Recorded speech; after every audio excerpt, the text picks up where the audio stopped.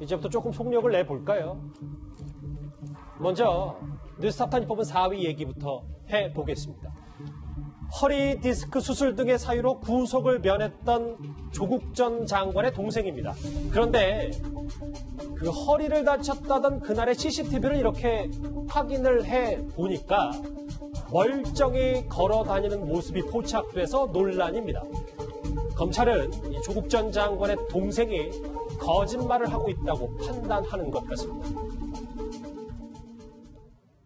운동학원 공사비 소송.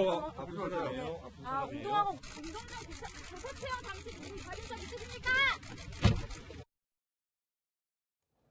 자, CCTV 영상을 좀 저희가 구체적으로 나눠봤어요. 장혜철 평론가님. 이제 모자를 쓴 후드티를 입은 사람이 조국 전 장관의 동생인데 뭐 허리를 굽히기도 하고 말이죠. 넘어지지도 않았고. 그러니까 이 CCTV 보게 되면 이게 어떻게 허리 디스크가 심각해서 병원에 입원하고 급한 수술을 요하는 사람인가 싶을 정도입니다. 걷는 자세도 보게 되면요. 전혀 불편해 보이지 않죠. 허리 디스크 겪어보신 분들이 주위에 참 많으실 텐데 저렇게 걷기도 힘들 뿐더러 무엇보다 이 차 뒷좌석에 있는 물건을 허리를 굽혀서 직접 줍는 장면이 2차례나 나옵니다. 저렇게 허리를 굽혀서 물건을 든다는 게 디스크 환자, 특히나 수술을 요할 정도로 심각한 디스크 환자에게는 거의 불가능한 거동이라는 것은 주변에 허리 디스크 앓는 분이 한 분만 있어도 누구나 다 알 수 있거든요.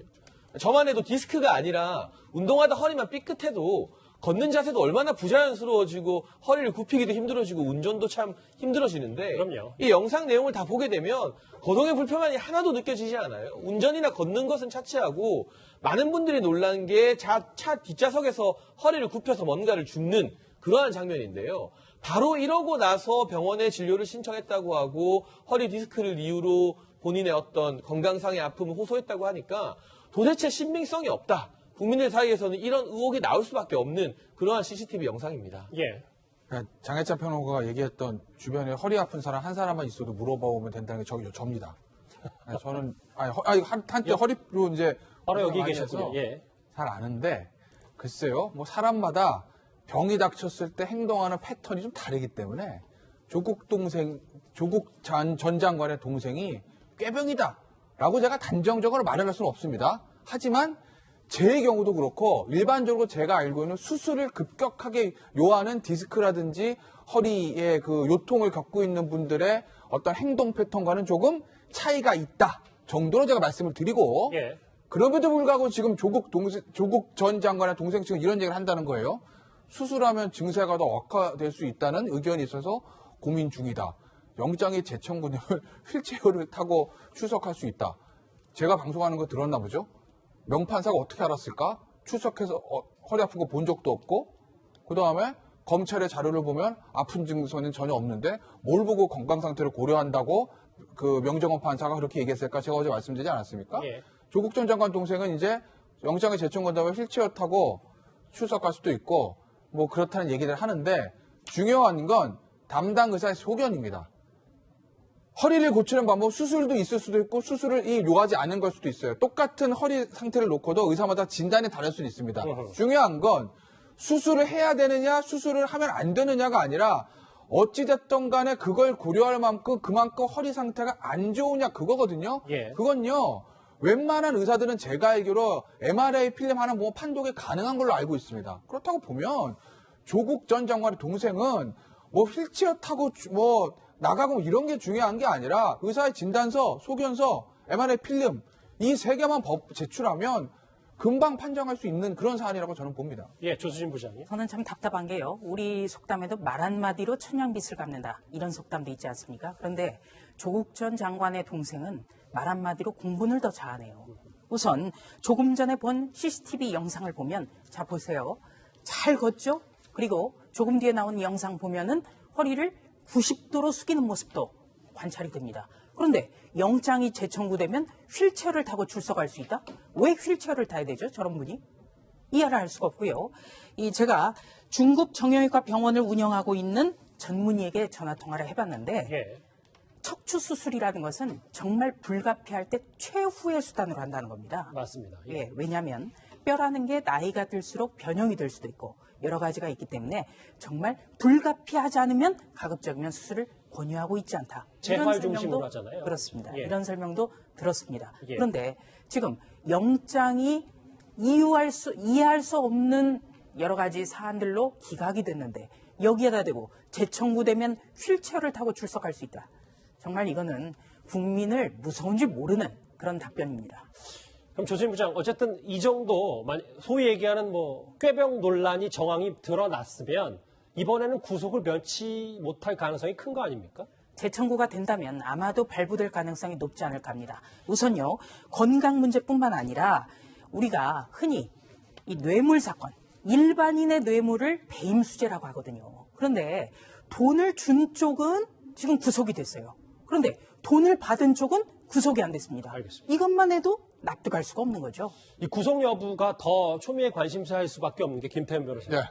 조금씩 더 저는 또 이 논란도 더 커지더라고요. 왜냐하면 채용해 줄 테니까 돈 달라라고 해서 뒷돈을 조 전 장관 동생이 지원 측 쪽에서 액수가 너무 크니까 2천만 원 깎아줄게 흥정을 했다는 거예요. 그러니까 저게 어쨌든 지금 돈을 받은 그런 부분들은 보면 이미 거의 팩트는 나와 있는 거예요. 왜냐하면 그 종범들도 구속이 됐고 저 조국정 장관 동생 측도 지금 보면 돈을 받은 저 혐의 자체를 부인한 것 같진 않아요. 언론 보도를 좀 보면. 그러니까 팩트 나와 있는 건데 돈을 받고 저렇게 교직을 매매를 한 거. 근데 문제는 2천만 원 깎아주겠다라는 저게 이제 진실이라고 하면 어떤 문제가 있냐면 흥정이잖아요. 그러니까 조국 전 장관의 동생이 그거를 최종적으로 기획하고 그러니까 아랫사람들이 갖다 줘 이거 이런 거 받아도 되나? 하고 그냥 받은 게 아니라 본인이 주범으로서 기획했다는 게 드러나는 거고 그리고 저런 것들을 가지고 일종의 이제 매교 매직이라고 그래야 되나요? 그런 부분들에 해당되는 것이기 때문에 예. 양형사에서 좀 더 안 좋게 적용이 될 수가 있는 거죠. 자, 보신 것처럼 이 웅동학원 비리 의혹이 계속 커지고 있는 이유는요. 이렇게 뒷돈을 받은 것뿐 아니라 채용 시험지 출제까지 조국 전 장관 가족 주도 아래 이루어졌다는 검찰의 판단 때문입니다. 관련 목소리부터 먼저 듣고 오겠습니다. 공사를 했는데 대금을 못 받았다는 점에 대해서 항상 불만을 토로했고 그 운영이나 관리에 거의 관여를 못했기 때문에 실제 재산 관계를 정확히 모릅니다. 캔커와의 소송, 이 웅동학원이 지급해야 할 공사대금 채무가 명백함에도 불구하고 적극적으로 반론을 제기했어요. 이것도 알고 계시죠? 상세히는 모르고 이번 과정에 검증 과정에서 저희가 확인을 했습니다. 그 당시는 거의 기억이 참여하지 않았기 때문에 모르고요. 이번 과정에서 확인을 했고 지금 말씀하신 모든 것 제가 답변 드리겠습니다. 시간 주십시오. 화면 보실게요. 검찰이 확보한 진술에 따르면 이 얘기는 좀 어머니 얘기는 모친 얘기는 조금 이따 해보도록 하고 정경심 교수가 영어 문제, 조 전 장관이 사회 문제, 이 채용 시험지를 출제했다는 거거든요. 사실 이 시험 문제를 냈다고 해서 채용 비리에 관여가 됐다 이렇게 단정해서 말할 수는 없습니다. 그런데 지금 그림을 보면 알 수 있듯이 모친부터 처남 그리고 직접적으로 기획을 한 것으로 알려진 동생을 포함해 이 배우자까지 그리고 본인까지 조국 전 장관 본인까지 전반적으로 웅동중학교의 채용 문제에 깊숙이 온 가족이 관여하는 것은 분명해 보여요. 그러나 조국 전 장관이 우리는 문제만 내고 몰랐다라고 이게 과연 선을 그을 수 있는 문제인가? 설령 그게 사실이라 하더라도 이러한 시험지 문제가 채용비리 과정에서 시험지를 유출시켜주고 답안지를 유출시켜주는 과정으로 개입이 되어 있었거든요. 검찰의 현재까지 드러난 수사 결과를 보게 된다면. 그런데 본인은 문제만 내줬을 뿐이고 아무것도 모른다. 온 가족이 관여하니 웅동중의 운영이나 웅동중 교사 채용비리에 대해서 아무것도 모른다고 말하는 것은 지금 장관 자리에서 물러났지만 전직 장관이자 우리 사회에 어떻게 보면 존경을 받는 진보 진영의 인사로서 너무나 무책임한 발언이 아닌가 싶은 생각이 좀 많이 들고요. 이 과정에서 모친 같은 경우도 원래 이 채용 관련된 시험지가 워낙 중요한 부분이기 때문에 직접 이 문제지를 관리했다 이런 내용도 나와 있습니다. 그렇다면 결국 한두 사람의 문제가 아니라 온 가족이 이 웅동중을 이용해서 사적인 이익을 취득하지 않았는가 여기에까지 검찰 수사가 확장될 수밖에 없고 제가 꼭 한 가지 지적하고 싶은 부분은 그동안 조국 전 장관은 웅동재단을 가지고 일반적인 사학재단이 아니다. 정말 정의로운 재단이다. 독립운동하는 분들의 정신을 깃들여서 돈도 별로 없고 정말 지역 주민들의 혼이 깃들어 있는 그런 곳이다. 일반 사학재단 비리처럼 우리 가족 재단을 엮지 말라고 했습니다. 그리고 논란이 불거지자 이 재단 전부 다 사회에 기증하겠다 했어요. 근데 기억하실지 모르겠지만 지난 청문회 과정에서 유일하게 증인으로 출석했던 분이 웅동학원 이 재단에 굉장히 연로하신 이사분이십니다. 조국 전 장관 아버지의 친구분이시고. 예, 기억이 납니다. 그분이 무엇라 말씀하셨냐면 웅동학원 주인이 조국 장관 일가가 아니다. 지역 주민의 정서로 만들어진 것인데 이걸 왜 마음대로 기부하니 많이 하느냐. 그리고 이런 논란 자체가 불거진 것에 대해서 굉장한 유감을 표명하셨거든요. 그동안의 이 웅동재단에 대한 해명과는 너무 다른 실상들이 많이 드러나고 있다면 본인도 조금 더 명쾌한 해명을 해야 되는 게 아닌가 싶습니다. 본인 얘기, 본인 입장을 들어볼까요? 그러니까 채용 때 사회문제 출제를 조 전 장관이 했다는 이 정황에 대해서 조 전 장관이 입장을 밝혔어요. 한 언론 인터뷰에서. 그러니까 전공 교수들에게 소개를 해주고 본인은 안 냈다는 거거든요. 김종욱 교수. 네, 네. 근데 저는 참 답답한 게요.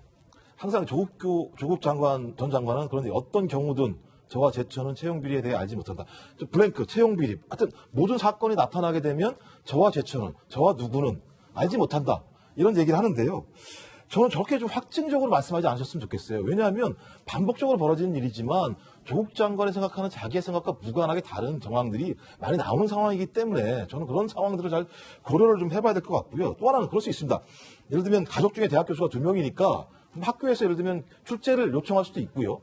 또 그리고 동생이 자기 어머니 몰래 시험 문제를 출제할 수도 있어요. 이런 얘기를 들어보면 조국 장관이 직접 관여하지 않을 수도 있습니다. 정황을 보면 어머님이 이사장이세요. 그다음에 부인이 2013년부터 이사로 계시고 처남은 지금 행정실장으로 있고 동생은 사무국장이에요. 이런 상황에서 채용비가 발생하기 거의 사실로 지금 되고 있는 상황이에요. 좀 그렇다면 조국 장관이 저런 상황을 안다면 저렇게 예를 들면 나는 알지 못한다? 라고 말씀하실 수 있을까? 라는 문제. 또 아까 말씀하셨듯이 조국 전 장관은 참여연대 계셨어요. 그리고 계속적인 사회적인 문제에서 가장 중요한 비판하셨던 분 중에 한 분입니다. 제가 옛날에 국회에서 교육위에서 보좌관 생활을 한 적이 있어요. 예. 근데 특히 사학 비리에서 저런 문제들이 계속 많이 불거졌습니다. 저런 상황들에 대해서 조국 장관은 더 많이 알 거예요. 교수였으니까요. 그렇다면 저 부분에 대해서 먼저 사과하는 것이 맞는 거지 나랑 아무런 관계가 없다라고 선을 긋는다? 그 선을 긋는 사람이 누굽니까? 자기 가족들이에요. 저는 저런 행태들은 옳지 않다. 저는 반성이 먼저다. 그리고 전 정확하게 사실을 밝혀서 적어도 이 융동학원 문제뿐만 아니라 전 앞으로도 마찬가지로 사학비리 전반적인 문제까지 저는 검토에 들어간다는 생각이 들어요. 이 웅동학원 임용계획서에 적혀있던 그러니까 동양대 출제 의뢰도 사실이 아닌 것으로 드러났습니다. 학교에는 그런 의뢰가 전혀 오지 않았습니다. 용역을 계약한 내역도 없고 또 그러한 업무를 수행한 적도 없고 출제 기관이 동양대학교 또는 뭐 이렇게 나간 것 자체는 그것도 허위일 가능성이 높아요. 가문서 위조가 되거든요.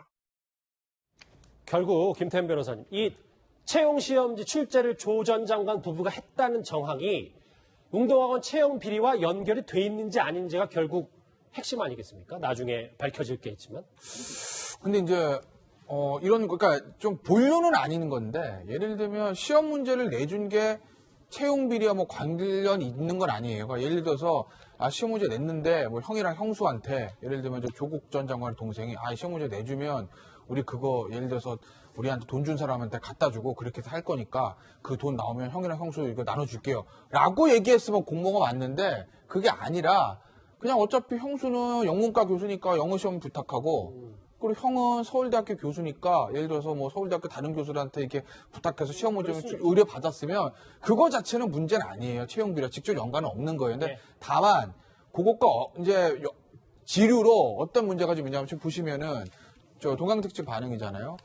그러니까 동양대에서는 그렇게 한 게 아닌데 동양대를 출제 기간에도 임의로 거기다 문제 적었다면 저게 또 하나의 사문서 위조거든요. 그렇죠. 그러니까 채용 비리하고 직접적인 관련이 있는 것은 아니지만 그것이 좀 밖으로 나온 본류는 아니지만 지류로서 저런 어떤 사문서 위조의 문제는 생길 수도 있는 거죠. 그런데 지금 등장인물이 한 명 더 등장합니다. 조 전 장관의 모친 조수인 부장. 그런데 이 조 전 장관의 동생이 어머님 집에서 시험지를 빼서 채용 비리에 연루됐던 사람들한테 갖다 줬다는 거예요. 이건 또 모친도 들여다봐야 되는 거잖아요. 저도 깜짝 놀란 게요. 이제 어제 이 법사위를 통해 가지고 지금 이미 채용 비리로 구속된 종범 2명이 있어요. 이 2명의 공소장이 국회의원들에게 공개가 됐기 때문에 오늘 저희가 이런 토크 프로그램을 할 수가 있는 겁니다. 그런데 이 조국 전 장관의 동생이 뭐라고 했냐면 이 시험지를 몰래 어머니 집에서 빼서 해당 채용자들에게 줬기 때문에 해당 두 사람이 돈을 준 사람들이 합격을 할 수 있었다. 이런 진술을 한 걸로 공소장에 나와 있는 거예요. 예. 그런데 통상적으로 이 시험지 같은 경우에는 학교 이사장이라면 학교 집무실에 있는 뭐 금고 같은 곳에 보관을 해놔야 되지 않겠습니까? 그런데 빼냈다는 장소가 바로 어머니의 집이라는 거예요. 그렇다면 어머니는 그 시험지를 집에 보관하고 있었기 때문에 그 돈을 주고 채용이 되려 한 사람들에게 시험지를 미리 손쉽게 유출할 수 있었을 것이다. 이런 가능성이 지금 대두가 되고 있고요. 예. 그것 때문에 조국 전 장관의 어머니도 이 부분에 대해서는 소환 조사가 불가피할 것 같다. 이런 관측이 나오는 겁니다. 지난주 한때 뭐 서울로 올라와서 조사가 임박했다는 얘기도 있었는데 모친 소환조사 얘기도 한번 저희가 한번 잘 지켜봐야 될 것 같습니다. 그런데 다음 주에 넘어가기 전에요. 잠깐 짚어보면 주변에서 제일 많이 묻는 질문 중에 하나가 조 전 장관 그러면 월급은 어떻게 되는 거냐라고 하는데 다 수령을 했다라는 관련 보도가 나왔네요. 뭐 월급 받으시는 것 같아요. 더군다나 이번 달 같은 경우는 서울대에서 480만 원 정도 받고 법무부 장관 급여로 620만 원, 합해서 1,100만 원 정도 받게 될 것 같은데 서울대 급여 같은 경우는 조국 전 장관이 휴직하기 전에 한 달 평균 887만 원을 받았다고 합니다. 15일에 복직이 인정됐기 때문에 15일부터 31일까지의 17일에 해당하는 급여 절반 정도 있는 480만 원을 수령하게 되는 것이고 법무부 장관으로는 1일부터 14일까지 장관직을 수행했다고 보고 역시나 한 달 급여에서 절반 정도에 해당하는 620만 원을 받게 되는데 사실 법무부 장관 급여 절반치 받는 거에 대해서는 국민들이 크게 고가워하지 않는 것 같아요. 근데 문제는 지금 서울대에 복직 신청 냈지만 아직 출근했다는 이야기 안 들려오고 있고 예. 서울대 내부 학생들 사이에서도 조국 전 장관의 복직을 반대하는 목소리 또 일부에서 매우 높게 퍼지고 있는 가운데 강의도 하지 않으면서 그리고 평소에 조국 전 장관이 학생들의 수업 침해권 이 수업권을 침해하면 안 된다. 이런 부분에 대해서 목소리를 매우 높이시던 분이 정무직으로 휴직하시다가 또 복직해서 바로 이렇게 반달치 고액의 급여를 받아가는 것에 대해 서울대 내부에서 굉장히 곱지 않은 시선이 있는 것으로 압니다. 예, 커지고 있는 이 운동학원과 조국 전 장관의 동생 건강 논란 짚어봤습니다. 다음 주제는 저희가 준비한 뇌종양 진단서 논란으로 넘어갑니다. 다음 주제 바로 확인합니다.